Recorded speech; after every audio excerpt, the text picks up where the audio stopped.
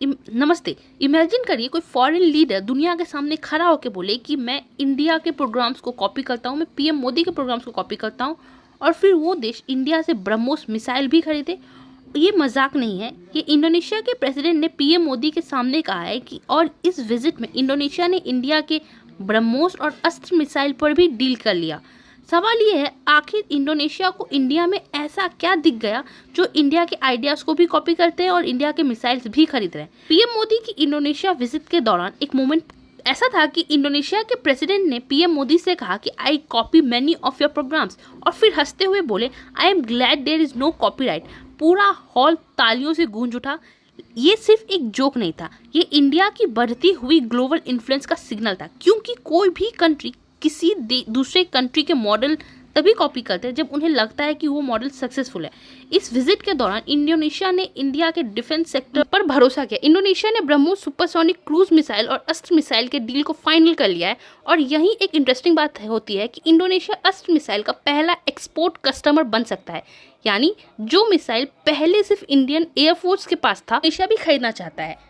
आप अगर डिफेंस को फॉलो करते हैं तो आपने ब्रह्मोस का नाम ज़रूर से सुना होगा। ये दुनिया के फास्टेस्ट ऑपरेशनल क्रूज मिसाइल्स में से एक है और ऑपरेशन सिंदूर में जो इसने पाकिस्तान में तबाही मचाई थी, उसके बाद लगभग सभी ब्रह्मोस खरीदना चाहते हैं। ये हमने रशिया के संग को प्रोड्यूस किया है और ये मेड इन इंडिया है। इसी वजह से फिलीपींस के बाद अब इंडोनेशिया भी ब्रह्मोस पर ट्रस्ट दिखा रहा है और ये इंडिया के डिफेंस एक्सपोर्ट के लिए एक बहुत बड़ी अचीवमेंट है। इंडोनेशिया एक छोटा सा देश नहीं है और इंडो पैसिफिक रीजन में इसका स्ट्रेटेजिक इंपॉर्टेंस बहुत ज़्यादा है। इंडोनेशिया का लोकेशन जो है मालाक्का स्ट्रेट के पास है, जहां से दुनिया का बहुत बड़ा ट्रेड गुजरता है। इसीलिए जब इंडोनेशिया इंडिया के मिसाइल्स खरीदता है तो दुनिया इसे नोटिस करता है और चाइना भी। आप अगर देखेंगे तो अभी जैसे हम देख रहे हैं कि जैसे चाइना ने हमें धमकी दिया था कि अगर इंडिया ने पाकिस्तान का पानी रोका तो हम भी पानी रोक लेंगे। अगर हमें चाइना को चेक में रखना है तो हमारे मलाक्का स्ट्रेट बहुत ज़्यादा इंपॉर्टेंस रखता है, क्योंकि चाइना का मैक्सिमम ट्रेड जो होता है वो मलाक्का स्ट्रेट से ही होता है। मलाक्का स्ट्रेट के पास ऑल्दो हमारा अंडमान एंड निकोबार आइलैंड है, लेकिन हमने अभी इंडोनेशिया के संग भी एक पैक्ट साइन किया है जहाँ पे हम उनका जो पोर्ट है उसको वहाँ पे डेवलप करेंगे।